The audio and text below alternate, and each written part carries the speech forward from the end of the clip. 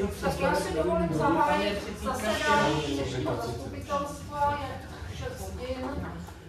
Přítomno nás je v této chvíli 11, omluven je pan Kukla, pan Havlíček, paní Kadlecová a pan David Blažek. Takže nás je 11. Jsme usnášení schopni.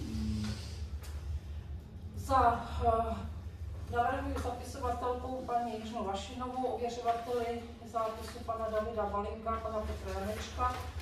Kdo je pro? Takže 11krát pro, nikdo se nezdržel a nikdo nebyl proti, takže usnesení bylo schváleno. Schůze byla svolána 8.11. a byl navržen program schválení obecně závazných vyhlášek o místních poplatcích, podmínky přidělování dotací rozpočtu obce a třetím bodem diskuse. Chce někdo doplnit program? Pokud ne, budeme hlasovat o navrženém programu. Návrh usnesení zastupitelstvo schvaluje program jednání přednesené podobě. Kdo je pro? 11krát pro, zdržel se, proti nikdo. Takže usnesení bylo schváleno. Přistoupíme k prvnímu bodu jednání zastupitelstva. Jak už se vám psala, tak od 1. ledna nabude účinnosti novela o místních poplatcích a ministerstvo vnitra doporučilo vydat nové obecně závazné vyhlášky, které budou odpovídat té budoucí novele, která bude účinná. Já jsem ty vyhlášky zaslala na ministerstvo vnitra, včera jsem to konzultovala, takže pouze tam bude drobná úprava, že vyhlášky nebudou číslovány, protože číslování bude automatické, až se to nahraje do systému, takže už tam nebudou čísla. Takže to je jedna změna oproti tomu, co jsem vám poslala. A pak tam bude ještě drobná změna u obecně závažné vyhlášky o místním poplatku, kde byl použit formulář, který tam specifikoval objem odpadu a měla tam být kapacita. Takže je použit jiný formulář a v článku 4 se mění 2 slova, místo objemu je tam kapacita, protože my vybíráme poplatky za kapacitu těch jednotlivých nádob. Takže tohle je teda opraveno a jinak ty vyhlášky jsou teda zkontrolovány a schváleny tak, jak byly poslány kromě tohoto. Tak máte k tomu nějaké dotazy, pokud Janeček? Já bych měl dotaz k užívání veřejného prostranství, jsi tam psala, že se zpracovává příloha, která není součástí. Až přistoupíme k té vyhlášce, tak David vás s tím seznámí, on to teda zpracoval nově, takže tam vyspecifikoval. Vlastně parcely, na kterých teda bude možné ten základ veřejného prostranství udělat za ten poplatek a s tím, že k tomu bude přiložená mapička, jako to bylo předtím. Akorát vzhledem k tomu, že jsem využil vynášeli z vlastnictví, vytřídil jsem z toho pozemky, který se to bude týkat, tak zakreslení do té mapičky, tak aby to bylo jako na jednotlivé pozemky, trošku zabere práci, takže to ještě nemám kompletně hotový, ale bude to součástí opravdu té vyhlášky. Příloha se seznamem plus i teda zpracování. Katastrální číslo. Takže, jestli to bude rozumět, tam bude teda pouze obecní pozemky. Přesně tak. Ty jsou veřejně přístupné. Přesně tak. Ale je to specifikované, ono to ministerstvo teda chtělo, aby to bylo specifikované nejen ta mapička, jak jsme měli předtím, ale aby to bylo katastrální číslo. Takže tak to už je hotový, ty katastrální čísla už máme, jenom ta mapa, nicméně to uděláme a Tam ještě spíš o to, že některé soukromé pozemky jsou veřejné, jako veřejné prostranství, a naopak některé obecní jakoby nejsou veřejné prostranství, které jsou zaplacené. Tak ještě jako s ohledem na to. tam jsou ty obecní. My jsme říkali, že právě jako myslím si, že nesmysl jako vybírat peníze za cizí pozemek. No to asi myslím, nemůžeme. Právě, přesně, ale to tak že neúplně fungovalo. No právě můžeme, když to bude veřejný prostranství, jako, což mi ale přijde teda jako nesmysl, a bych to radši vyřešil ten naopak. Ale zároveň jsou tam některé pozemky se obecní, které jsou zaplacené, tak to zase nevím, jestli třeba, aby se z toho vyřadili. Já se určitě, přesně tak, jsou vyřazení. To se týká i budov vlastně. Takže tam nebudou vůbec to. Třeba to říká na hřišti vlastně fotbalový sport, tak jako se nechceme, aby to bylo veřejný prostranství, což já nevím, to vám neříkám a nechám se. Já si myslím, že možná chceme, ale nevím. Tak a je to zaplacený, asi ne vždycky, ale je to zaplacený, tak spíš jako zvážit, jestli to bude nebo nebude součástí té mapy. Není to tam, takže přesně to nebude. Jsem to jakoby z toho vyškrtal. Takže ne všechny obecní pozemky, ale ty, co jsou volně přístupné. Tak. Máš tu někdo nějaký dotaz k tomu? máte takový? Ještě, pardon, No, ano. ke každý vyhlášce to budeme zvlášť, nebo Ke jako každý obecně? zvlášť, asi. Dobře. Aby vyhlasoval každou zvlášť. Tak pokud nemáte další dotazy, tak já bych postupovala na návrh usnesení k jednotlivým vyhláškám. Takže návrh usnesení číslo 3. Zastupitelstvo obce schvaluje obecně závaznou vyhlášku obce v Rané nad Vltavou o místním poplatku z pobytu. Kdo je pro? Děkuji, 11krát pro, nikdo se nezdržel, kdo není proti. Návrh usnesení číslo 4. Zastupitelstvo obce schvaluje obecně závaznou vyhlášku obce v Rané nad Vltavou o místním poplatku ze vstupného. Kdo je pro? 11krát pro, nikdo se nezdržel, nikdo proti. Návrh usnesení číslo 5. Zastupitelstvo schvaluje obecně závaznou vyhlášku obce v Rané nad Vltavou o místním poplatku ze psů. Kdo je pro? 11krát pro, proti nikdo, nezdržel se nikdo. Návrh usnesení číslo 6. Zastupitelstvo obce schvaluje obecně závaznou vyhlášku o místním poplatku za odkládání komunálního odpadu z nemovitých věcí. Kdo je pro? Zdržel se, proti nikdo. Takže 11krát pro, návrh usnesení byl přijat. Tak, návrh usnesení číslo 7. Zastupitelstvo schvaluje obecně závaznou vyhlášku obce v Rané nad Vltavou o místním poplatku za užívání veřejného prostranství. Kdo je pro?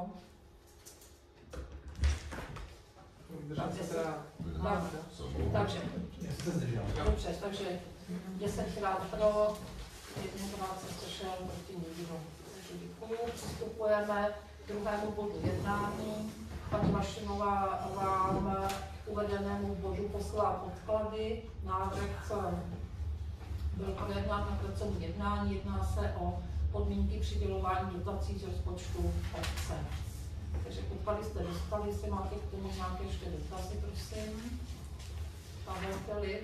Já tadyhle, jestli by nebylo dobrý, to není dotaz, spíš připomínka, způsob podání žádostí. Tady je psáno, že teda žádost je na formuláři, jo, jasně, to je v pořádku, ale jestli by tam neměl být i teda způsob, jestli teda pouze papírově a donést to na podatelnu, nebo jestli je možný elektronicky. Asi by nebylo špatné tam vyspecifikovat, aby nedošlo k zmatení pojmů. A jsme v obecných podmínkách nebo Jsme v obecných podmínkách. Způsob podání žádosti, 3. odstavec.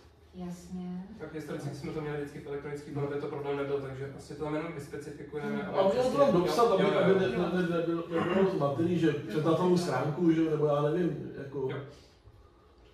Asi by to bylo dobrý, aby to bylo před datovku, ne, jak to není. Aby to tady jako nebloudilo někdy nějaký maily a pak se...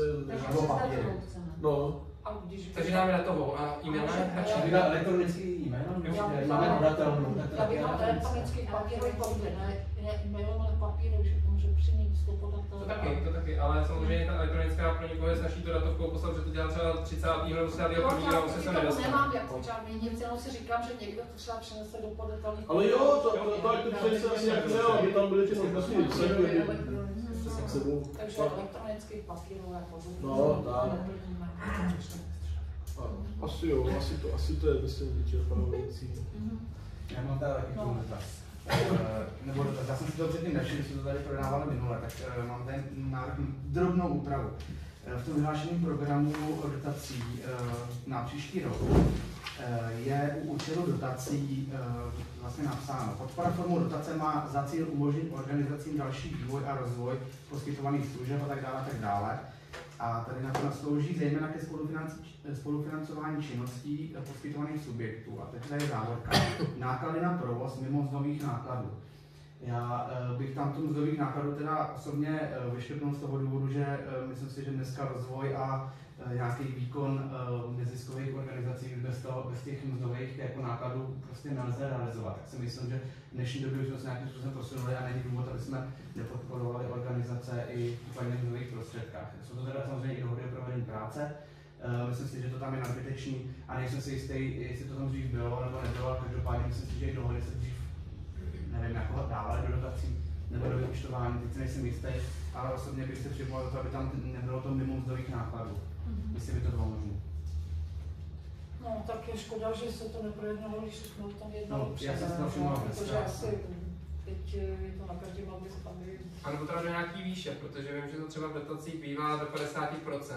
A my tam jako máme řečeno, že ty dotace je možné hradit maximálně 80% rozpočtovaných nákladů, takže... Takže by to platilo nějakým Ne, spíš jako obecný principiálně. Rozvoj těch organizací se tady píšeme, že podpora formou dotace má za cíl umožnit organizacím další výkon a rozvoj poskytovaných služeb. Tak jako neznám už skoro v podstatě organizaci, která by nefungovala alespoň částečně, když třeba jenom symbolicky, jako s nějakýma mzdovýma prostředkama. Prostě ta doba, kdy dobrovolníci, prostě když furt ještě existují, samozřejmě ještě spousta, ale kdy organizace byly hlavně na dobrovolnících, si myslím, že už prostě je dávno pryč, protože prostě ta doba je jiná a myslím si, že ty mzdové prostředky prostě jsou podle mě jako součástí organizace a prostě fungují tak a určitě bych jim nedával do podmíny to dávat do té spoluúčasti těch 20%, ale prostě klidně, když na věc přijde, taky klidně i podpořit těch mzdových prostředcích.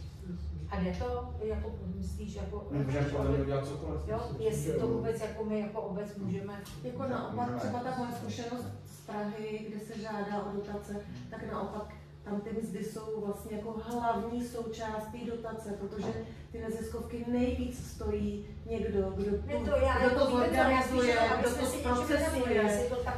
Jako v praxi to funguje tak, já jsem byl jako součástí několika neziskovek, že právě jakoby s nás seženou peníze na nějaký režijní provozní náklady typu energie, prostě kancelářské potřeby a tyhle běžné jakoby věci. A proto si myslím, že když my můžeme, tak vlastně proč nepodpořit jakoby i v tom, co se schání jakoby hůř. A je to trošku jakoby změna možná toho postoje, protože pro nás by bylo možná tak jednodušší jako platit pastelky a papíry prostě těm organizacím, ale na to ty peníze oni jako s nás jako získají. Takže když si je chceme jako podpořit a tady to píšem, jakoby, že cílem je podpora a výkonu a jako rozvoje té organizace, tak by bylo to teda je podpořit v rámci těch mzdových prostředcích. A nemyslím si, že by to byly nějaké jako nesmysly prostě. Víme, jak ty organizace tady fungují. Každopádně může to být součást nějakého vyhodnocení pak rady. To můžete pak zohlednit v rámci toho těch kritérií, to tam máte, nějaká objektivnost, výše nákladů prostě a tak dále. Takže myslím si, že to není nic proti ničemu. Jenom bych to jakoby nedoručoval. Víš co, rozumím tě, já jenom, aby to třeba neznám to tak dokonale, že prostě jestli to lze, jestli ta obec může přispívat jako těma penězma. Je to úplně vidět, jako když koupíš kancelářský papír. Je to jedno, ale máš prostě smlouvu nebo dohodu a máš výpis účtu jako doklad po úhradě a to je všechno. V podstatě tam víc nepotřebuje. Aby se ptala, co třeba, aby ta podpora nebyla, ale jenom potom na ten cíl. Stejně se to ale bude hodnotit, ale ta dotace, že jo? Já jsem specifikováno, že 80% a i vlastně rozumná neziskovka to tak tu žádost píše, že většinu dá na služby, na nějaké akce a potom malé procento třeba na nějakou mzdu. To znamená teda vyškrtnout v té závodce. Takže to je náklady na provoz, čárka, náklady pořádaných akcí. Vyškrtnout a pak nesouvisí teda nesouvisí ta poslední činnost odborných pracovníků, kteří nejsou zaměstnanci organizace, to bych řekl, že asi, já nevím, co to znamená. Úhrada činnosti odborných pracovníků, kteří no, to asi tam spadají, ne? Tam spadá, to jsou jako fakturanti, jako když třeba děláš seminář, tak odborný pracovník. Ne, tak tím pádem, že jo, tak pardon, tady je mimo, takže to něco tam teda zůstane, pardon. Jo, já jsem mluvám. Tak, máte k tomu ještě nějakou připomínku? Tak s těmito změnami, o kterých jsme se dohodli. Ta částka 950 000 korun, tak jak jsme se dohodli, teda těch 1,1% z těch daných příjmů. Několikrát jsme to připočítali. Jo, bylo by pak teda ještě možné někde napsat, nebo na to jenom třeba říct, nebo napsat to třeba do mailu, jenom z jakých přesně to je daňový. Tak je tam odhad 63 milionů. Ne, ale který paragraf a kapitol, přesně tak. Že by se to jako dalo každý rok vlastně i počítat, jakoby, no. Předpokládat. Takhle to v tom rozpočtu těch příjmech uvidíte. No, ale tam jsou asi v 5. No, Jo, tady to jsou. A že se to bude sčítat prostě na nějakém řádku. Jo, aby to bylo vidět. Ale to tam je jako popsané, že jo, že se to tam rozdělí. Jo, nevím, tady ty daňový příjmy to jsou, tady tam je víc, takže asi... Jo, protože já jsem taky věděla, že poplatky patří i do daňových příjmů. No. Jo, poplatky tam zrovna by neměly být, si myslím. Pokud ne, tak by teda mělo být 900 000, ale... Ale já bych to nechala, je tam 1,5% v té částky, je předpokládaná, tak pak se to... Ale no, si myslím, že rozumím dotazu. Já to rozumím. Já to tam hodím. Já už to mám podle mě. Které položky jsou přesně tak. základem na to je 1,5%. Ze kterých se počítá přesně tak. Tam je to opravdu DPHčko, je tam další daň, je to tam vypsané, takže to tam opravdu je i vidět, který to jsou, ale čítá se to. Opravdu těch příjmech je docela přehledný. To je, ale těch příjmech to nejsou všechny podle mě, ty položky. Daňový. A on za to mluví. No. Ze který... Já to poštuju. Já poštuju extra tabulce, že to bude ty dané položky. Takže asi můžeme začít hlasovat. Takže návrh usnesení číslo 8. Zastupitelstvo schvaluje obecné podmínky poskytování dotací rozpočtu obce. Kdo je pro? 11, 12, už přišla v kolik, přišla v kolik. Mám to napsaný 18. A návrh usnesení číslo 9. Zastupitelstvo schvaluje vyhlášení programu dotací rozpočtu obce pro rok 2024. Kdo je pro? Takže 12krát pro, kdo se nezdržel, kdo proti. Tak třetí bodem je diskuze, pan Krafta, paní Vašinová, pan Janeček, paní Mikmanová, pan Filip. Já mám pár spodněvranských podnětů. Jednak nevím úplně jak přesně, ale každopádně v ulici u pošty nefunguje rozhlas.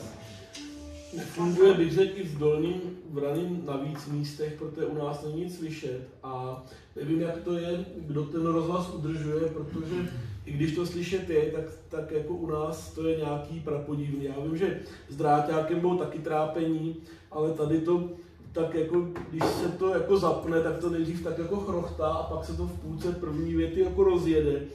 Tak jenom to má na starosti Kozel, nebo kdo to udržuje? Nebo ty, co to dělali? Přesně tak, ty to dělali a s tím, že tam je teďka pro ně jak najmutá firma od někud z Liberce, je to trošičku problémový se s nima domluvit, aby ten servis udělali, nejsou úplně levný.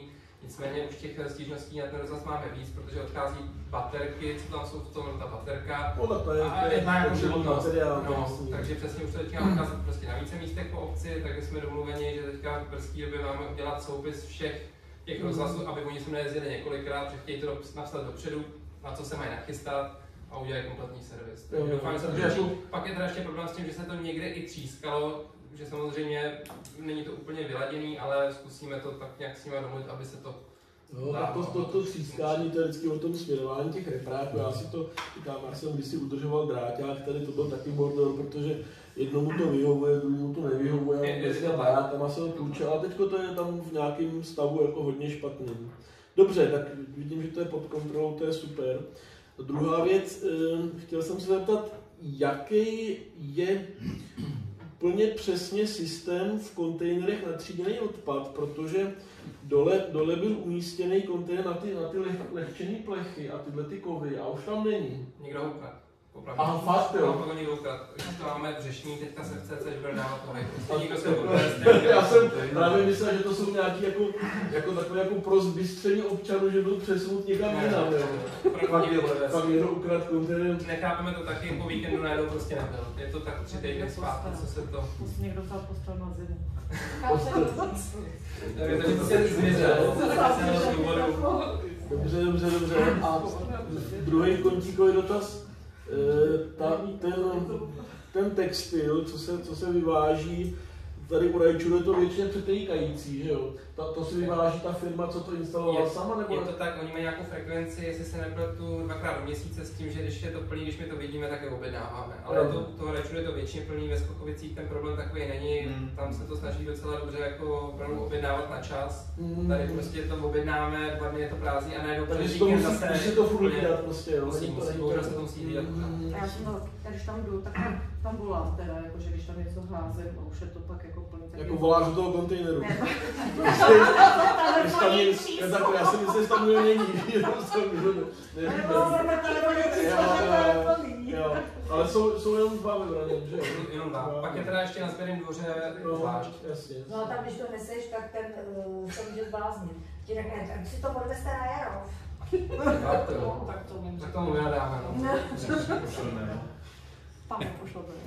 Dobře, děkuju. Já na Jaro je kontík, jo. Taky mají roby, taky máme. Tak pan A kde to je? paní Rážová, tak příští jednání zastupitelstva je 20.12. před Vánoci, takže byl jsem na příští jednání zastupitelstva. Tím, že jsme teda říkali, že bychom se příště domluvili zase na další termíny na příští rok. A ještě vlastně můžeme pozvat na setkání u stromečku, takže 3. přesně 12. 3.12. budeme rádi, když všichni přijdete a prosím všechno, takže hezky večer, děkuji.